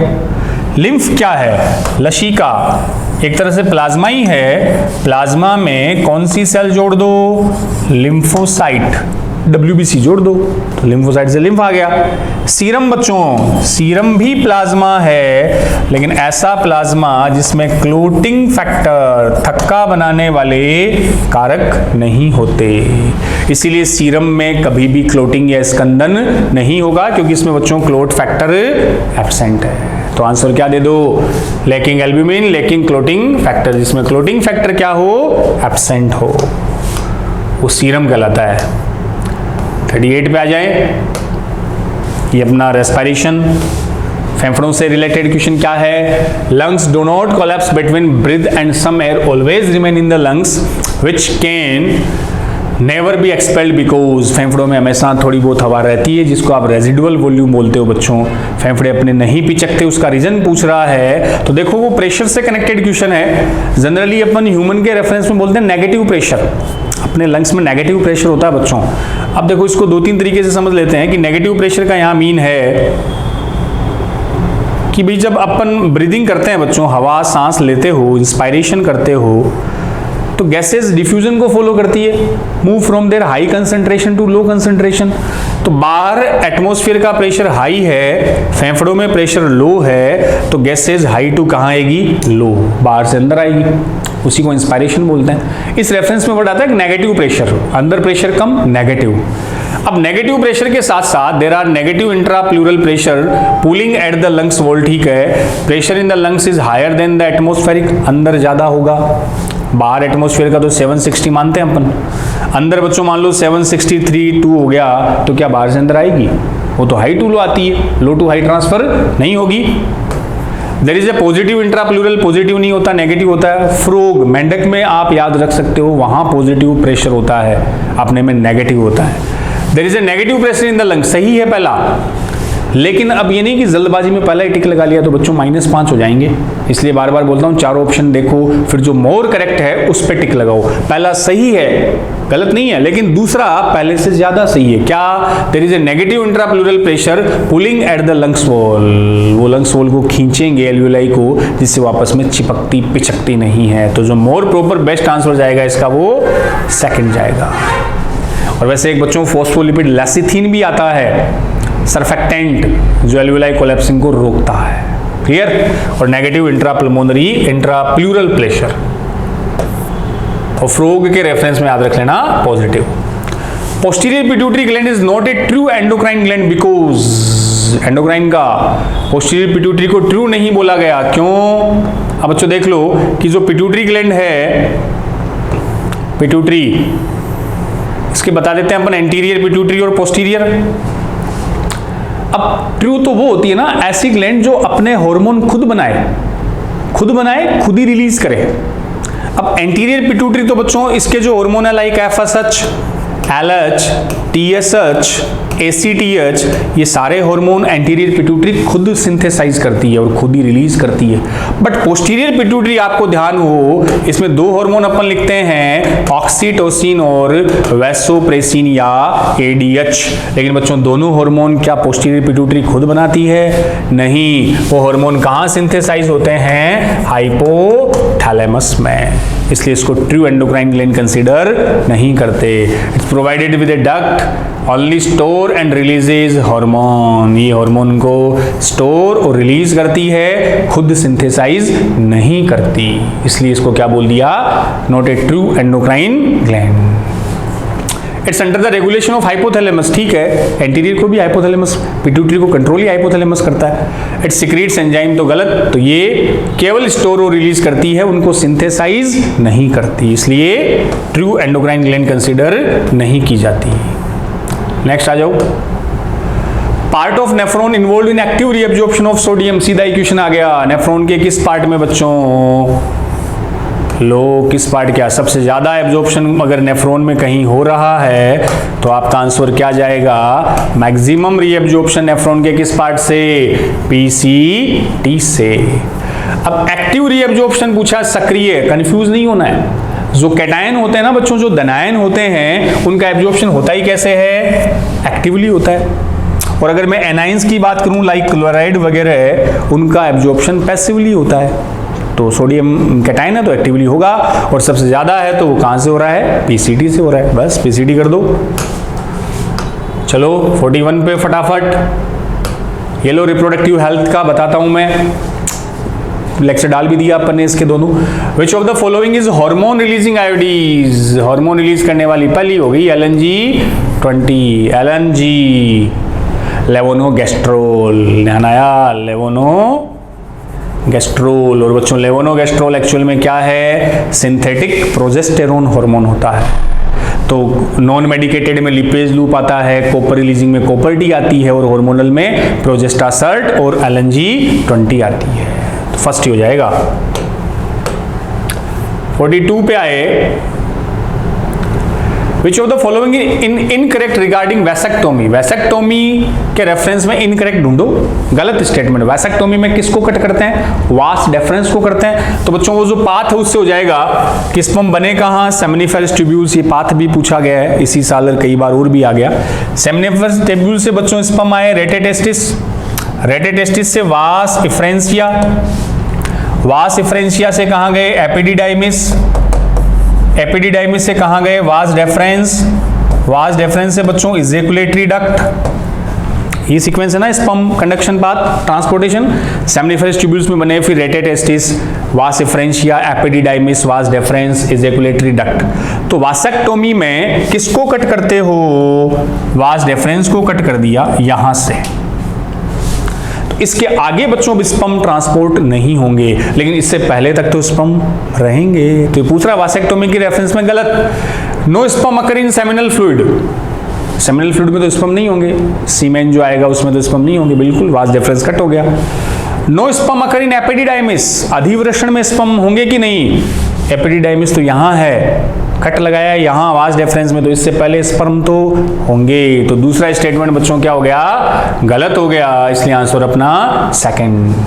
वास differentia is cut and tight तो सही है, इरिवर्सिबल स्टेरिलिटी ठीक है, क्योंकि ये स्टेरिलाइजेशन की मेथड होती है बच्चों, बंधेकरण है और इनमें रिवर्सिबिलिटी पुअर होती है। एक बार वैसेक्टोमी ट्यूबेक्टोमी हो जाए तो फिर से वापस पूर्व स्थिति में आने के चांसेस अत्यंत कम होते हैं। क्लियर, तो आंसर आ गया सेकंड। नेक्स्ट बच्चों, फिर से रिप्रोडक्टिव हेल्थ वाला इक्वेशन है, embryo with more than 16 blastomere form due to in vitro fertilization is transferred into. In vitro का मतलब वो लेबोरेटरी में बच्चों जाइगोट बना, अब उसमें दोनों मेथड है, जाइगोट अगर 8 ब्लास्टोमियर तक है और मोर देन 8 है तो 8 सेल्स तक की स्टेज है, तब तो जाइगोट इंट्रा फैलोपियन ट्रांसफर, उसको फैलोपियन ट्यूब में करते हैं। 8 से ज्यादा है देन इंट्रा यूटेराइन ट्रांसफर, तब उसको कहां शिफ्ट करो, यूट्रस में। तो 16 है, 8 से ज्यादा है तो कहां ट्रांसफर हुई, यूट्रस में। आंसर आ गया फर्स्ट। और अगर 8 सेल की बात होती तो वो ट्रांसफर इनटू फैलोपियन ट्यूब। 44 वही ह्यूमन रिप्रोडक्टिव सिस्टम अभी बता रहा था मैं, पाथ पूछा गया कई बार। स्पर्म कंडक्शन पाथ देख लो, मिला लो बच्चों करेक्ट। रेटेटेस्टिस से इफेरेंट डक्टिवली वही है वास इफ्रेंसिया, फिर एपिडिडाइमिस, फिर वास डिफरेंस, पहला ही सही जा रहा है। और देख लो फिर भी रेटेटेस्टिस से सीधा एपिडिडाइमिस गलत है, रेटेटेस्टिस से वास डिफरेंस गलत, इफेरेंट से रेटेटेस्टिस गलत, तो आंसर आ गया first, sperm conduction path. Question 45 match the column, वही रिप्रोडक्टिव सिस्टम का ही है, मिला लो। मॉन्स प्यूबिस, मॉन्स प्यूबिस बच्चों फीमेल एक्सटर्नल जेनाइटेलिया जिसको अपन बोलते हैं वल्वा, उसके जो ऊपर ये पार्ट होता है ना मॉन्स प्यूबिस, वो फैट डिपॉजिट होता है जहाँ कुशन ऑफ फैट बोलते हैं, वसा का जमाव, प्यूबिक हेयर भी वहाँ होते हैं। तो मॉन्स प्यूबिस इस part of female external genitalia, मादा बाह्य जनांग वल्वा, उसका पार्ट होता है ये। फीमेल एक्सटर्नल जेनाइटेलिया के लिए बच्चों वर्ड आता है वल्वा। एंट्रम, एंट्रम याद आई, ग्राफियन फोलाइकल, टर्शियरी फोलाइकल, तृतीयक और ग्राफियन पुटक में बच्चों जो तरल से भरी गुहा होती है, फ्लूइड फिल्ड कैविटी, उस फ्लूइड फिल्ड कैविटी को क्या नाम दिया था, एंट्रम। वैसे तो टर्शियरी फोलाइकल तृतीयक पुटक में ही बन जाती है, उसमें एक फ्लूइड भरा रहता है, दैट्स कॉल्ड लिक्वर फोलिकुलाई, उस तरल को बोलते हैं। तो एंट्रम, अब टर्शियरी नहीं है तो ग्राफियन फोलाइकल कर दो। ट्रोफोएक्टोड्रम, वो आउटर कवरिंग ब्लास्टोसिस्ट के ट्रोफोब्लास्ट, ट्रोफोएक्टोड्रम जिससे एम्ब्रियो बनेगा। नेबेन कर्ण, स्पर्म में नेबेन कर्ण, स्पर्म की स्ट्रक्चर बच्चों, स्पर्म का हेड, हेड के बाद नेक, नेक के बाद मिड पार्ट, देन स्पर्म की टेल। अब जो शुक्राणु का बच्चों मध्य भाग है, मिड पार्ट है, उसमें माइटोकॉन्ड्रिया होते हैं, इसलिए मिड पार्ट को एनर्जी चैम्बर भी बोलते हैं, ऊर्जा कक्ष। इन माइटोकॉन्ड्रिया की जो कवरिंग है वही नेबेन कर्ण कहलाती है। तो नेबेन कर्ण एक्चुअल में स्पर्म में किसकी कवरिंग है, माइटोकॉन्ड्रिया। मैच कर लेना, हो गया। चलो फिर अगला क्वेश्चन आपका वेट कर रहा है 46, फिर से रिप्रोडक्टिव सिस्टम का ले लेते हैं। Several hormones like HCG, HPL, estrogen, progesterone is produced by yellow, दे रखा है एनसीईआरटी में। प्रेगनेंसी के टाइम हार्मोन आते हैं HCG, ह्यूमन कोरियोनिक गोनेडोट्रोपिन। और HCG इसलिए भी इंपॉर्टेंट है बच्चों, ये वो हार्मोन जो कहाँ यूज हो रहा है, इन प्रेगनेंसी टेस्ट में। ये भी पूछा जा सकता है, प्रेगनेंसी टेस्ट में काम आने वाला hormone HCG। HPL human placental lactogen, milk synthesize से कनेक्टेड है। एस्ट्रोजन प्रोजेस्टेरोन प्रेगनेंसी मेंटेन में हेल्पफुल है। ये कहां से आते हैं, प्लेसेंटा से। अब एस्ट्रोजन प्रोजेस्टेरोन बच्चों अंडाशय ओवेरी से भी आते हैं, लेकिन HCG HPL इससे नहीं आते। तो इसका आंसर सेकंड। अगला क्वेश्चन 47, ये लो जेनेटिक्स। जेनेटिक्स में अपन ने वही कलर ब्लाइंडनेस, हीमोफीलिया से रिलेटेड क्वेश्चन आ जाते हैं बहुत बार, ध्यान रखना अपने को। If a colour blind man marries a woman who is homozygous for normal colour vision, the probability of their son being colour blind. तो उसमें 3 ही कंडीशन आप याद रख सकते हो। एक पर बच्चों अगर जीन है तो फीमेल क्या रहती है, कैरियर, क्योंकि रिसेसिव है ना ये, तो इसमें डिजीज नहीं होगी, कैरियर होगी। दोनों एक्स पर अगर कलर ब्लाइंड या हीमोफीलिया की जीन आ गई तो वो कलर ब्लाइंड फीमेल होगी। मेल में एक ही एक्स होता है, उस पर जीन आती है बच्चों को क्या हो जाएगा, कलर ब्लाइंड हो जाएगा। तो इसमें अपन कर लें, कर लो। कैसे, if a colour blind main colour blind है तो जीनोटाइप हो गया XCY। A woman who is homozygous for normal colour vision, normal का मतलब ये है उस पे कलर ब्लाइंड की जीन नहीं है, होमोजाइगस है। गैमेट बना लो बच्चों, इसके गैमेट कितने बने, 2 बन गए, इसका एक ही बना लो, कॉमन ले लो X, ये वाला क्रॉस XXC, ये वाला XY। तो क्या पूछा, the probability of their son being colour blind, इस सन के छोरे के कलर ब्लाइंड होने की प्रोबेबिलिटी हमेशा 0, सन में कलर ब्लाइंड होगा ही नहीं, आंसर 1। अगर डॉटर की भी बात आती तब भी 0 होता, क्योंकि डॉटर कैरियर होगी, कलर ब्लाइंड नहीं होगी। ठीक है बच्चों, कर लोगे। चलो क्वेश्चन 48 फटाफट। इवोल्यूशन का क्वेश्चन दिखा है आपको, उद्ध विकास का। जेनेटिक ड्रिफ्ट ऑपरेट इन, आनुवंशिक विचलन आया था ना, हार्डी विनबर्ग प्रिंसिपल से कनेक्टेड क्वेश्चन आते हैं बच्चों। हार्डी विनबर्ग प्रिंसिपल के वो 5 फैक्टर है, 5 कारक थे ना जिसकी प्रेजेंस में हार्डी विनबर्ग अप्लाई नहीं होता, जिसमें एक अपन ने बताया था कौन सा, mutation, natural selection, genetic drift ये वाला। इसके अलावा हार्डी विनबर्ग में और क्या थे, माइग्रेशन, जीन माइग्रेशन भी आ गया था। हाँ, तो एक जगह से अगर बच्चों मेंबर दूसरी जगह चले गए वो जीन माइग्रेशन हो गया। एक जगह से, एक पॉपुलेशन में 100 मेंबर है, 5-7 कहीं और चले गए, माइग्रेशन। और अगर माइग्रेशन बार बार होता हो then we call gene flow. वही माइग्रेशन अगर बच्चों बाई चांस होता हो, संयोगवश होता हो, then it's called genetic drift, आनुवंशिक विचलन। और वो हमेशा एप्लीकेबल होता है, ध्यान रख लेना, स्मॉल आइसोलेटेड पॉपुलेशन, छोटी पृथक जनसंख्या में, छोटी जनसंख्या में जेनेटिक ड्रिफ्ट क्लियरली ऑब्जर्व्ड और विजिबल होता है, इसलिए इसका आंसर आ गया फर्स्ट। अगला क्वेश्चन 49 सीधा सा वही हार्डी विनबर्ग का लो। In Hardy Weinberg equation the frequency of heterozygous individual, क्या फॉर्मूला बच्चों, p square 2pq q square is equal to 1।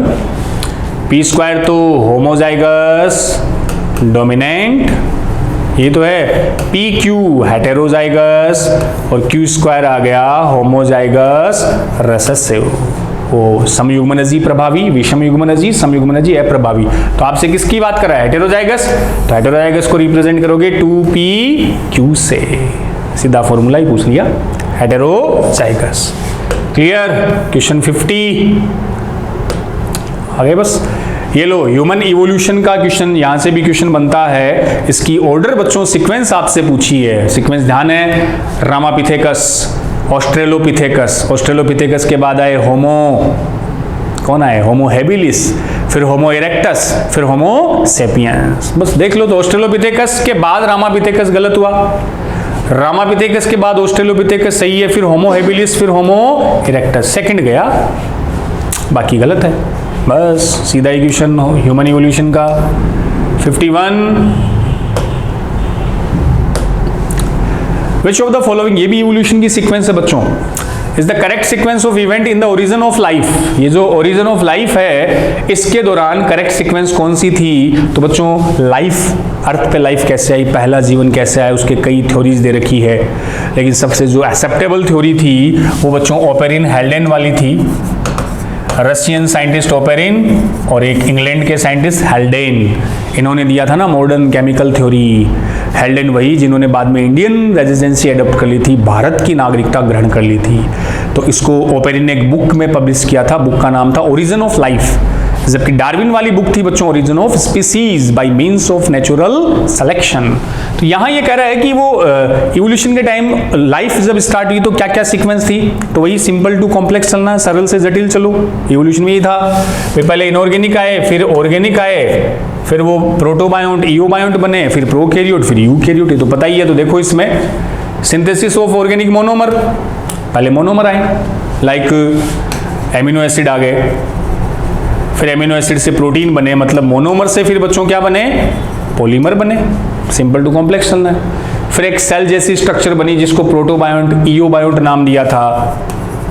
सारे केमिकल पानी में हो रहे थे। ये हेल्डेन ने इसको बोला था ना हॉट डाइल्यूट सूप।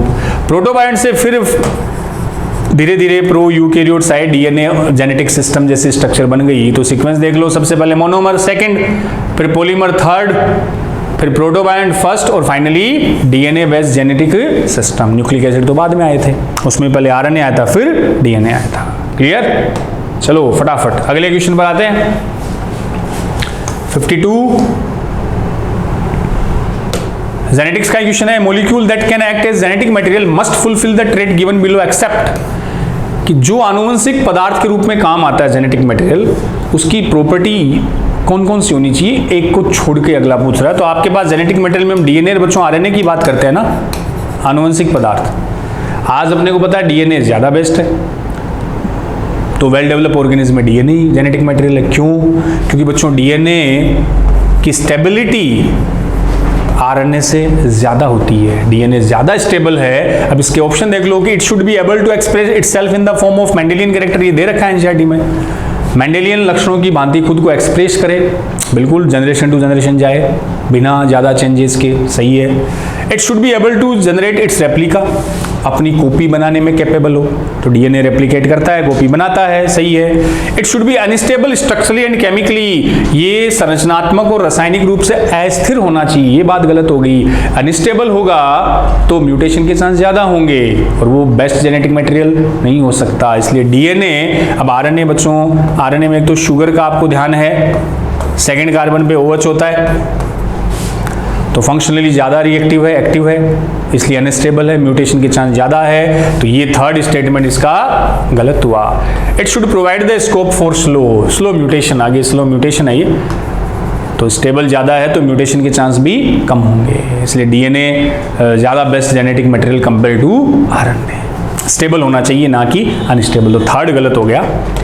चलो अगला क्वेश्चन, वही सीधा सा मोल बायो का। DNA dependent RNA polymerase catalyse transcription on one strand of DNA which is called, ये लो डीएनए के बच्चों दो स्ट्रैंड है, एक 3 to 5, 5 to 3। इस डीएनए से आपको क्या बनाना है, आरएनए। चाहे डीएनए बनो या आरएनए, हमेशा बच्चों बनेगा 5 to 3।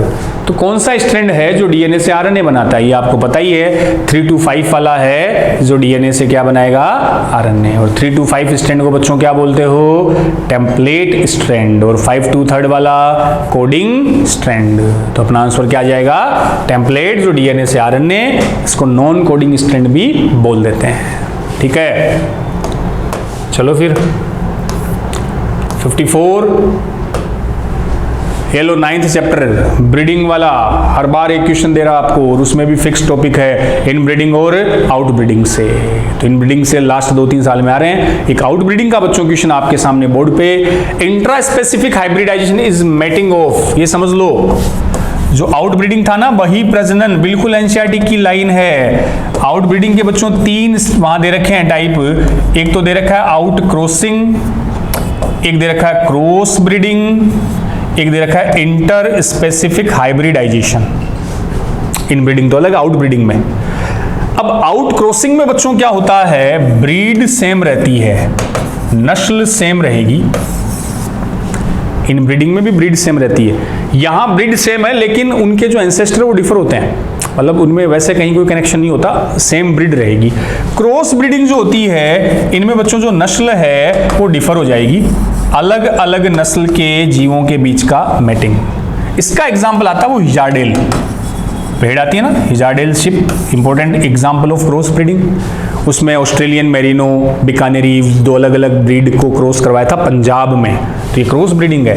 इंटर स्पेसिफिक में बच्चों स्पीसीज ही अलग हो जाती है, दो भिन्न जातियों के बीच डिफर स्पीसीज का क्रॉस इंटर स्पेसिफिक। इसका एग्जाम्पल वो म्यूल और हिन्नी, खच्चर,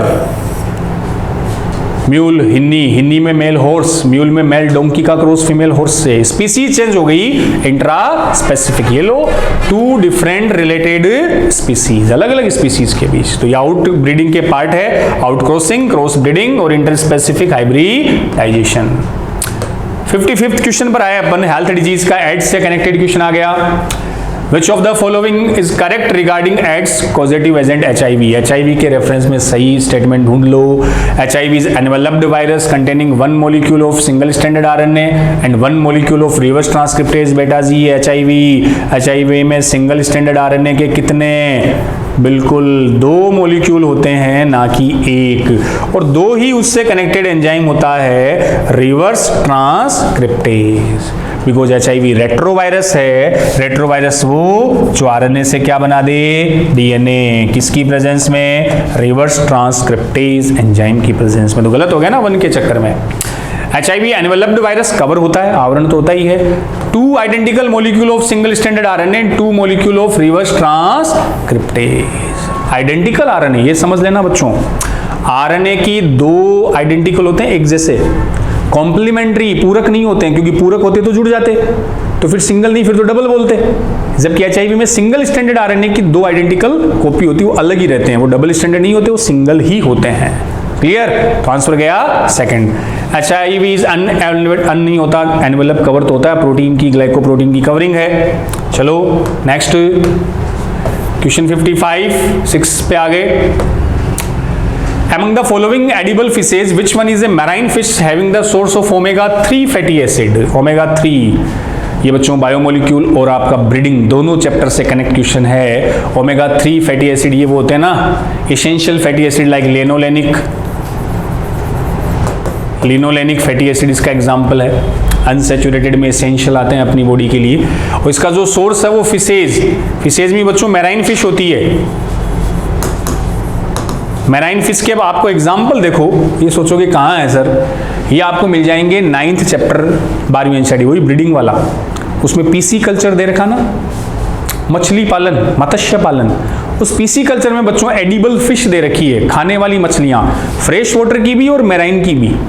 फ्रेश वाटर में दे रखी है रोहू, कतला, कॉमन कार्प, पढ़ लेना एनसीईआरटी की ये बात। और मैराइन में दे रखी है क्या क्या, मैकेरल, सार्डीन, हिल्सा, पोमफ्रेट मिल जाएगा आपको, तो वही देख लो मैराइन में है। समुद्री मछलियों में omega-3 फैटी एसिड है, लिनोलेनिक लाइक, बॉडी के लिए एसेंशियल है। मिस्टिस, मगूर, मृगल, मैकेरल 4th है।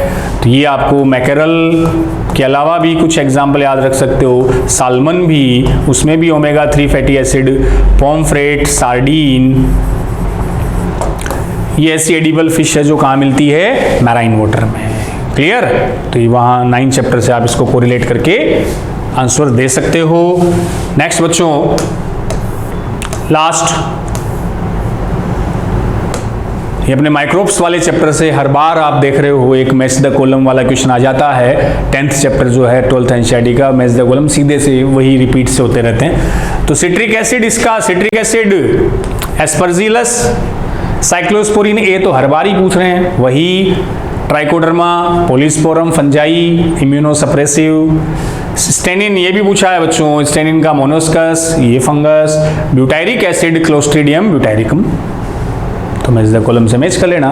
तो ये बच्चों आज अपन ने 2016 के सेकंड फेज का जो नीट का पेपर था उसके बायो के क्वेश्चंस को सॉल्यूशन किया। नेक्स्ट जो अपना बच्चों लेक्चर होगा उसमें अपन नीट तो नहीं थी 2015 में, AIPMT हुई थी। हालांकि 2015 में भी बच्चों AIPMT के 2 बार पेपर हुए थे, 2 बार हुई थी। तो हम पहले उसका फर्स्ट और फिर सेकंड पेपर आप लोगों के लिए मैं लेकर आऊँगा। तो अपना जो आपसे प्रॉमिस था कि 2010 से लेकर 19 तक के जो क्वेश्चन है उनको प्रॉपरली रेगुलरली अपन सोल्व करेंगे। तो इस क्रैश कोर्स में लेक्चर भी रेगुलर अपलोड हो रहे हैं, बीच बीच में अपन इन प्रीवियस ईयर एग्जाम के क्वेश्चन भी आप लोगों के लिए सोल्व करवा रहे हैं। नो डाउट बच्चों, अगर आप इन प्रीवियस ईयर एग्जाम वाले पेपर भी प्रॉपर तरीके से इनको देखोगे फिजिक्स, केमिस्ट्री, बायो के, तो 100% आपको बेनिफिट होगा। और बहुत सारे क्वेश्चन कंसेप्ट, उनके कंसेप्ट एज इट इज आपको 20 में भी देखने को मिल जाएंगे, 2020 में। तो बिल्कुल आप यूं ही जुटे रहें। तो मिलते हैं अगले लेक्चर में, तब तक बच्चों वही मस्त रहें, पढ़ाई में व्यस्त रहें, स्वस्थ रहें। थैंक यू, जय हिंद।